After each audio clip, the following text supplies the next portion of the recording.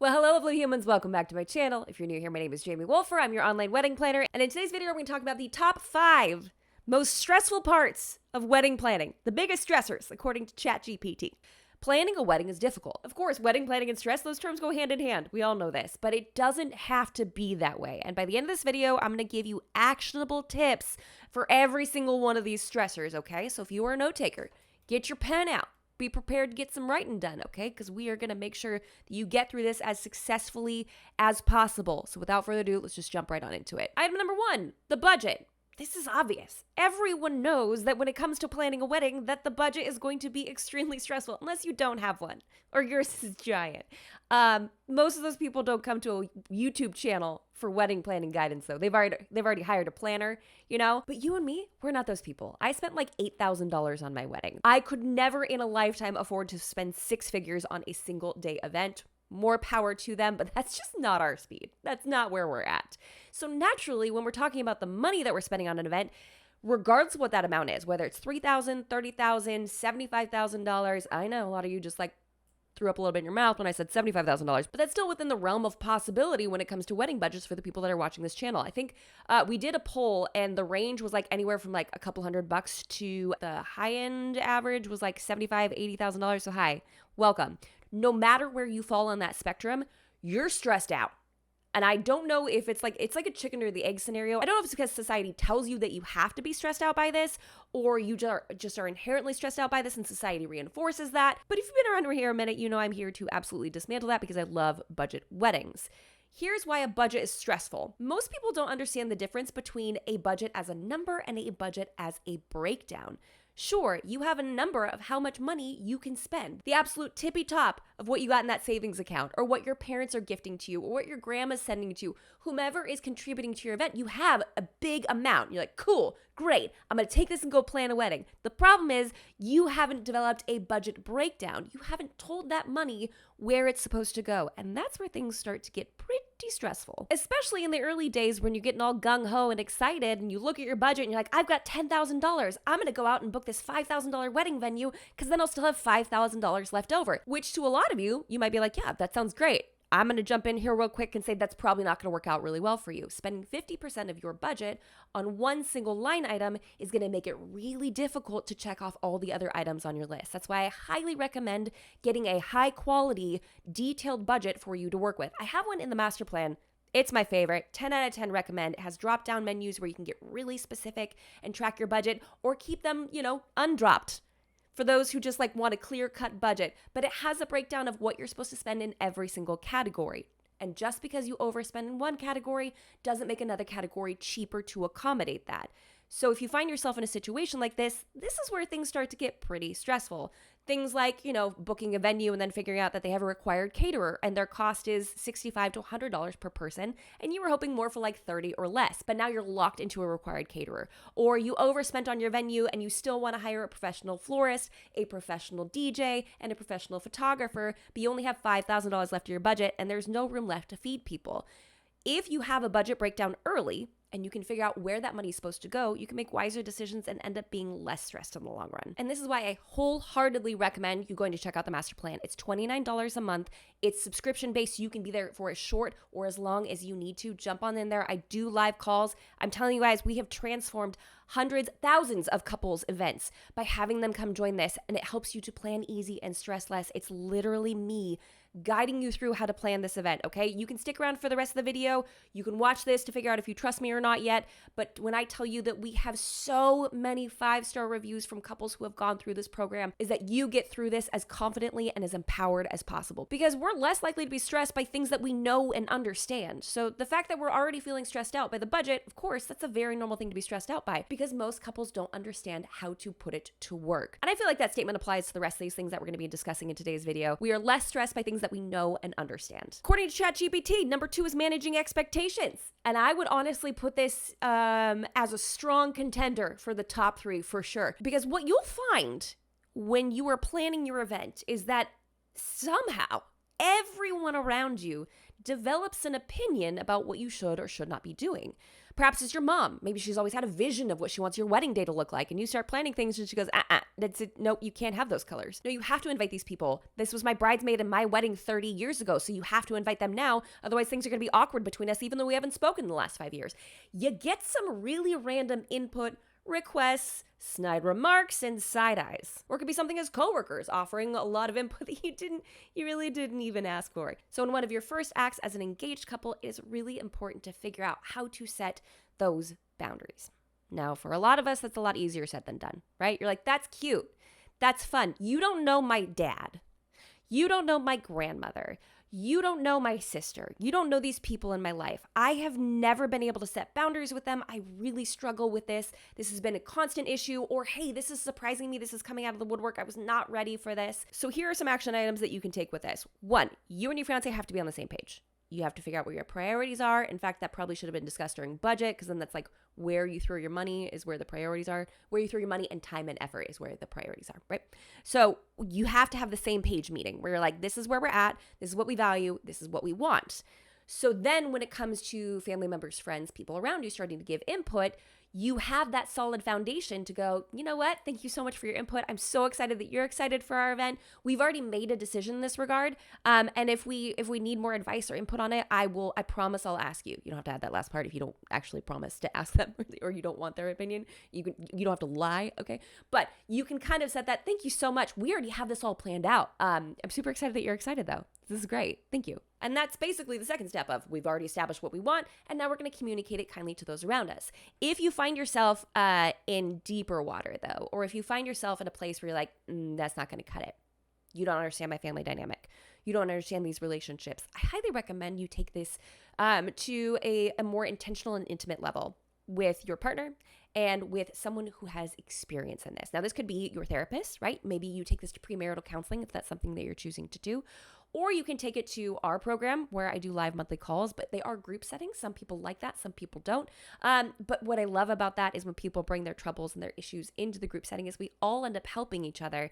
It's still really intimate. We like to keep it a closed group. Or you can work with my dear friend Kara, who is a bridal coach. Her sole purpose with her business is to help brides navigate drama and stress and the emotional side of this, because the logistical part of planning a wedding is very easy. I could break it down into very logical and actionable steps for you.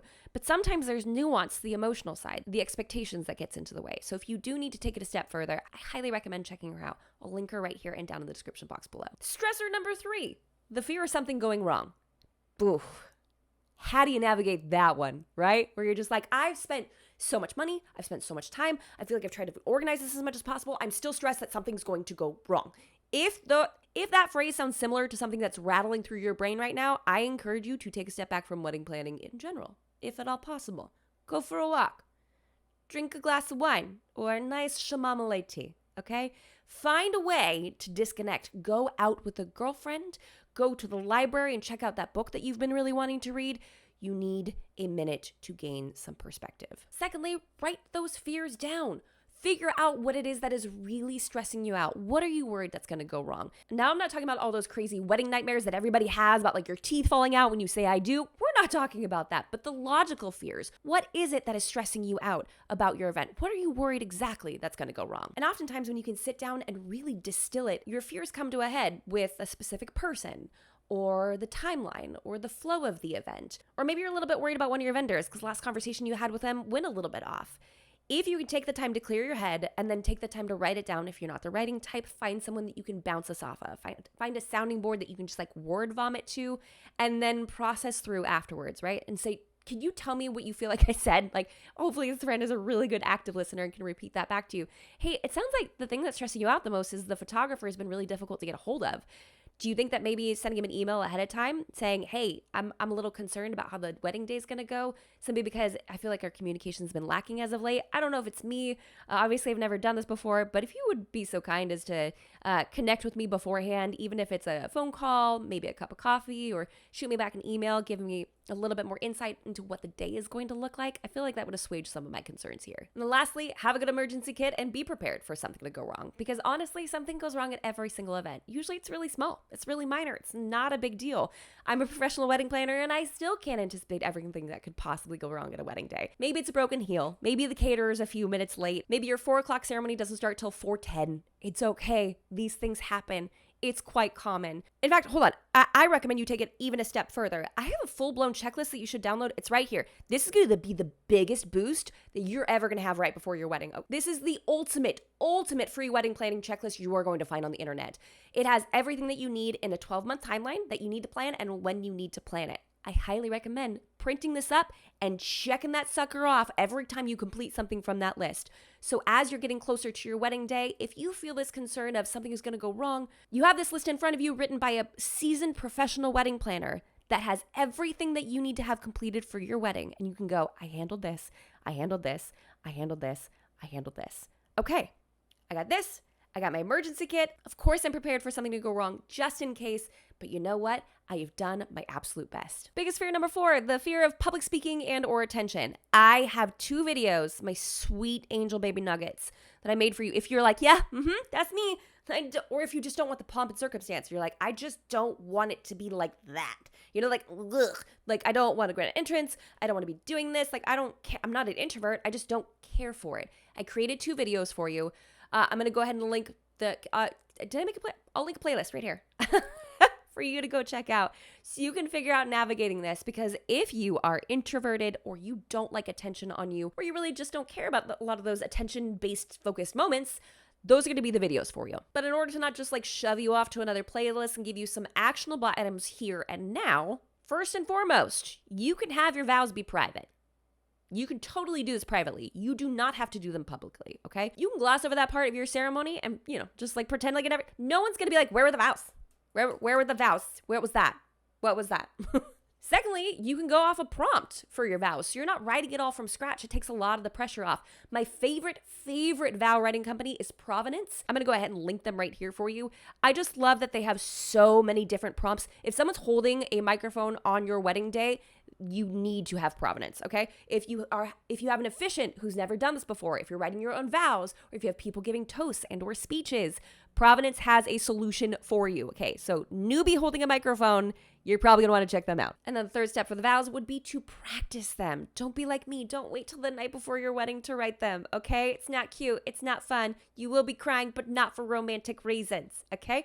Make sure it's written ahead of time. Get it to your officiant ahead of time. Make sure you have your copy printed up, and make sure you have time to practice it and breathe. If you're the type that this appeals to, record yourself while saying your vows and see how you feel about it. What's that guy, Andy, who gives all of the speaking tips? Gosh, I love him. I love him. I wish I could get him on the podcast or on here and we could talk about wedding vows and how to make them epic, because I just feel like he is, man, his speaking skills are next level. And I think he'd be proud of my vocal inflection, if I'm being really honest. Watch, his name's not even Andy. Feel free to remove awkward stuff like grand entrances. You don't have to have it. You can like Irish hello and Irish goodbye. You don't have to have like proper of either one.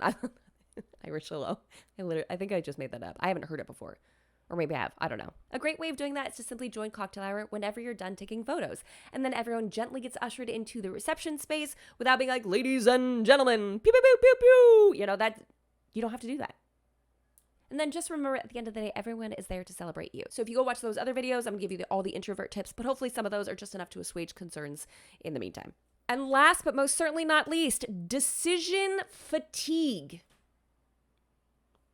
I'm going to hold space for this one for a minute because ChatGPT nailed it with this one. This sucks.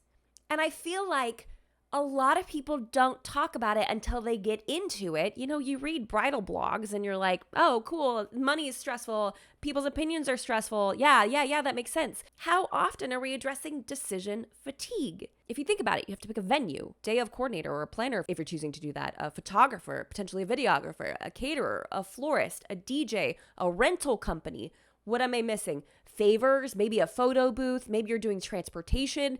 Then you have to figure out what you're doing for your invitations. And I'm just even listing off this small 10 plus line item list. Some of you are starting to hyperventilate a little bit. It's okay. I know, because you have to make decisions in all of those categories, not to mention theme and style. And like, what are we supposed to be doing with this? The problem is it's too big.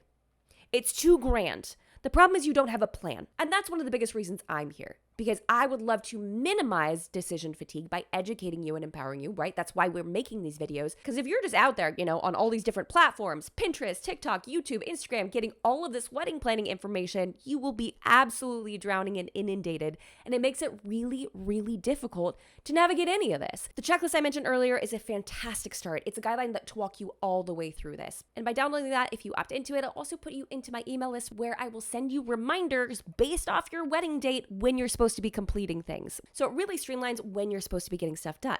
But then how do you make these decisions?